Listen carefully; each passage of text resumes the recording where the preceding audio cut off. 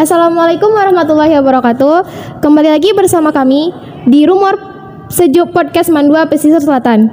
Hari ini adalah edisi spesial, yaitu kami kedatangan tuan rumahnya podcast, yaitu Kepala Madrasah Aliyah Negeri 2 Pesisir Selatan bersama Bapak Ahmad Asdi, MPD. Gimana kabarnya Pak?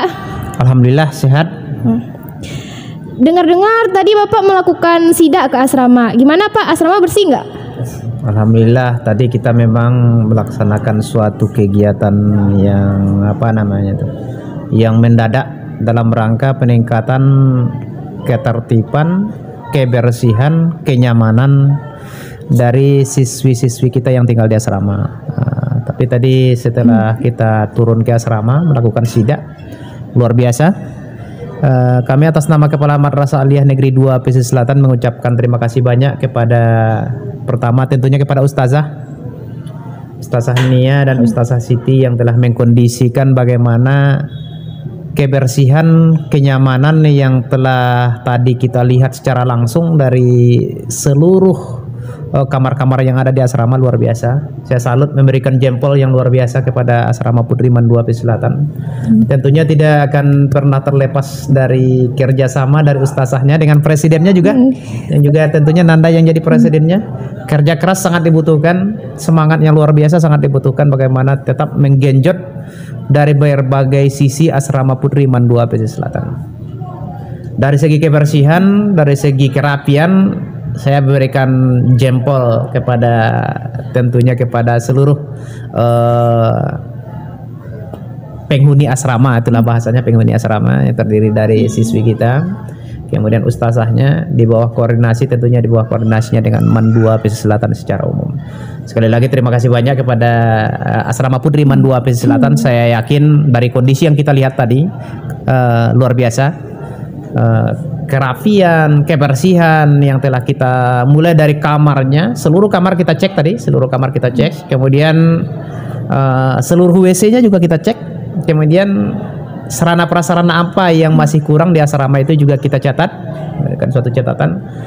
Ketika ada sesuatu yang kurang menurut kami di asrama selaku kepala madrasah, tentunya akan kita benahi secepat mungkin. Kita berharap dengan kebersihan yang luar biasa, kerapian yang luar biasa, tentunya akan memberikan suatu kenyamanan kepada nanda-nanda yang tinggal di asrama. Kenyamanan yang tersendiri itu akan memberikan suatu semangat yang tersendiri, semangat tersendiri dalam rangka memotivasi dirinya sendiri untuk terus belajar, sehingga nanti suatu saat ketika sudah meninggalkan asrama tentunya dapat mewujudkan cita-citanya. Sekali lagi terima kasih banyak Nanda Fajri. Berarti emang asrama bersih kan Pak? Iya, kan luar biasa. Saya berikan jempol, untuk asrama Putri Mandua. Dan saya malah tadi sudah saya unggah di FB, ya, saya sampaikan di FB. Saya unggah di grupnya Kemenak PSL, kita unggah di FB. Malah tadi sempat berpikir kepada rekan-rekan yang memiliki asrama, madrasah yang memiliki asrama. Kalau boleh bahasanya saya memberikan jempol untuk asrama Putri Mandua Pesisir Selatan dan siap bertarung. Ya. Saya yakin kalau kondisi tadi kita siap bertarung ini dengan asrama Putri yang lain terkait dengan kebersihan dan kenyamanan yang ada di asrama. Saya yakin asrama kita masih unggul. Ya tentunya kita tidak merendahkan asrama yang lain, tapi dari apa yang kami lihat, saya yakin asrama kita luar biasa. Mudah-mudahan ke depan dapat ditingkatkan. Jadi alasan Bapak pertama kali mendirikan asrama itu apa Pak? Tujuannya? Pertama Bapak di sini tahun 2017 pada bulan Juli, tepatnya itu tanggal 17 Juli 2017. Waktu itu asrama Putri kita itu sudah setengah jadi. Setengah jadi itu artinya kerangkanya sudah ada, sudah teratap, tapi di dalamnya belum diplaster, belum diplafon, kemudian belum ada pintu-pintunya, belum, pokoknya setengah jadi, baru setengah jadi. Dari kondisi yang ada waktu itu, setelah kita lihat ditinjau asrama yang ada setengah jadi, waktu itu sangat memprihatinkan. Kenapa memprihatinkan? Uang pemerintah sudah dikucurkan sekian puluh juta, bahkan ratusan juta. Saya kira ratusan juta. Karena pada awalnya waktu itu bukan semasa Bapak yang membangun di awal asrama itu. Tapi saya yakin sudah dikucurkan oleh pemerintah dana ratusan juta untuk membenahi asrama itu. Tapi pada bulan Juli 2017 itu belum termanfaat. Artinya uang yang telah disediakan oleh pemerintah itu masih belum dirasakan manfaatnya oleh seluruh stakeholder yang ada di Mandua Pesisir Selatan. Untuk itu berpikir waktu itu bagaimana supaya uang yang sudah dikucurkan oleh pemerintah itu bisa dirasakan manfaatnya baik oleh siswa atau guru dan oleh masyarakat. Tentunya dengan mencari solusi dan menambah anggaran, meminta anggaran kepada pemerintah bagaimana supaya asrama kita itu bisa diselesaikan setuntas-tuntasnya sampai ke sarana prasarana yang ada terkait dengan seperti spring bed atau tempat tidur yang alhamdulillah hari ini sudah kita sediakan. Di akhir tahun 2017 kita masukkan proposal ke Kanwil, kemudian kita koordinasikan intent dengan Kemenak Kabupaten Pesisir Selatan, kita koordinasi intent dengan Kanwil Provinsi Sumatera Barat terutama di bidang pendidikan madrasah, bagaimana supaya asrama yang sudah dikucurkan dananya oleh pemerintah bisa dimanfaatkan dan kondisi hari ini masih belum bisa dimanfaatkan. Alhamdulillah di akhir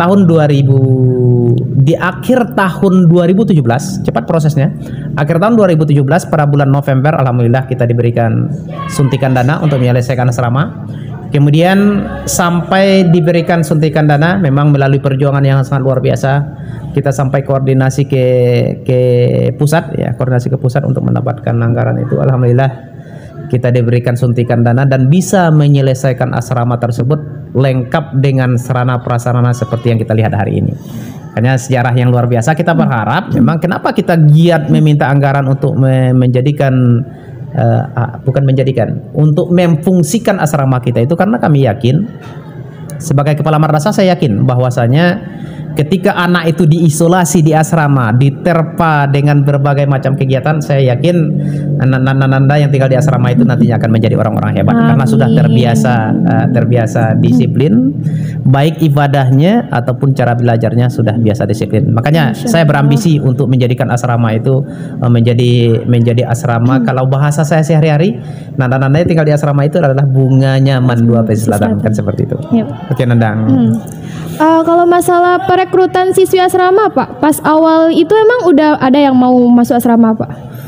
Perekrutan siswa-siswi kita yang tinggal di asrama kemarin pada tahun sekarang memang sedikit kita, bukan kayak tahun sekarang sebenarnya, setiap tahun kita sedikit sudah mulai mengalami permasalahan-permasalahan. Permasalahan sebenarnya bukan permasalahan ya. Pada prinsipnya setiap perubahan itu kan ujung-ujung perubahan itu ketika kita tidak bisa memanagenya sedemikian rupa, perubahan itu akan berimbas konflik ya. Ketika asrama itu hari ini diminati oleh banyak orang, mau tak mau tentu kita harus merekrut siswi yang tinggal di asrama itu melalui seleksi. Ketika kita melaksanakan seleksi, mau tak mau ada yang lulus, ada yang tidak. Bagi yang lulus tentunya dia akan gembira, berbesar hati, ucapan terima kasih, syukur kepada Allah dan terima kasih banyak tentunya kepada kita semua. Bagi anak-anak kita, siswi-siswi yang tidak lulus tentunya dia akan berpikir segala macam karena dia tidak bisa tinggal di asrama. Nah, tentunya itu merupakan suatu hal yang harus kita jelaskan sedemikian rupa kepada siswi-siswi kita itu yang tinggal di asrama yang tidak lolos itu, sehingga dia tidak merasa minder, tidak merasa rendah, tidak merasa dikucilkan di dalam kesehariannya karena tidak bisa tinggal di asrama. Yang jelas untuk rekrut siswi kita yang tinggal di asrama sudah kita laksanakan sedemikian rupa, setransparan mungkin. Kita sampaikan pengumuman itu melalui web setelah dilaksanakan seleksi, mulai seleksi tulis, seleksi wawancara, kemudian kita sampaikan nilai itu melalui web dan kita umumkan kepada khalayak ramai. Alhamdulillah secara prinsip pada kemarin kita tidak ada masalah. Yang masalah itu belum bisa menampung siswi kita yang mau tinggal di asrama. Itu cuma masalahnya. Kalau masalah rekrutmen, seleksi kita tidak punya masalah. Tapi yang jadi masalah besar itu kita belum mampu menampung aspirasi dari publik seperti itu. Kami atas nama keluarga besar Mandua Pesisir Selatan tetap semua untuk menjadikan Mandua Pesisir Selatan menjadi madrasah yang selalu depan. Makasih. Assalamualaikum warahmatullahi wabarakatuh. Di sini mungkin podcast kami semoga bermanfaat bagi teman-teman dan siapa yang membaca.